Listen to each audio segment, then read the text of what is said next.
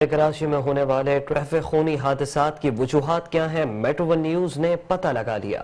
آپ کو بتائیں کہ اسٹریٹ لائٹس کی کمی اور ٹریفک سگنلز کا نہ ہونا حادثات کا سبب بن رہا ہے یا ان کا کام نہ کرنا بھی حادثات کا سبب بننے لگا ہے۔ ڈرائیور کی عدم مہارت اور ٹریفک قوانین کی عدم پیروی بھی شامل ہے۔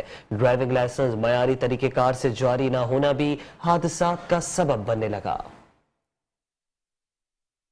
کراچی کی سڑکوں پر ٹریفک حادثات کی شرح روز بروز بڑھنے لگی۔ ٹریفک قوانین سے لا علمی اور ڈرائیونگ لائسنس نہ ہونے کے ساتھ موٹر سائیکل سواروں کی جانب سے سائیڈ مرر اور ہیلمٹ کا عدم استعمال حادثات اور اموات میں اضافے کا سبب بن رہا ہے۔ سڑک چاہے کوئی بھی ہو، حادثے کی صورت میں زیادہ نقصان موٹر سائیکل سوار کو ہی اٹھانا پڑتا ہے۔ دوسری جانب ٹوٹی پھوٹی سڑکیں بھی حادثات کی بڑی وجہ ہیں۔ کراچی کی سڑکوں پر گاڑی کتنی بھی بڑی یا چھوٹی ہو، اس کو ہچکولے کھاتے ہوئے گزرنا پڑتا ہے۔ قیوم آباد انٹرچینج ہو، کورنگی کازوے ہو یا ناظم آباد ہو، ہر جگہ یہ مناظر عام ہیں۔ اس کے علاوہ شہر میں نصب غیر فعال ٹریفک سگنلز بھی حادثات کی بڑی وجہ ہیں۔ 2 کروڑ سے زائد آبادی والے شہر میں کل 154 ٹریفک سگنلز نصب ہیں، لیکن ان میں سے صرف 93 ہی کام کر رہے ہیں۔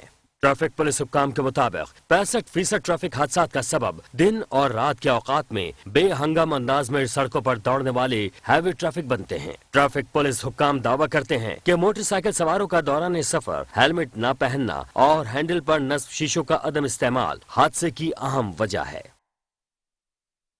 2 کروڑ سے زائد کی آبادی اور 70 لاکھ سے زائد رجسٹرڈ گاڑیوں والے شہر میں کل 154 ٹریفک سگنلز ہی نصب ہیں۔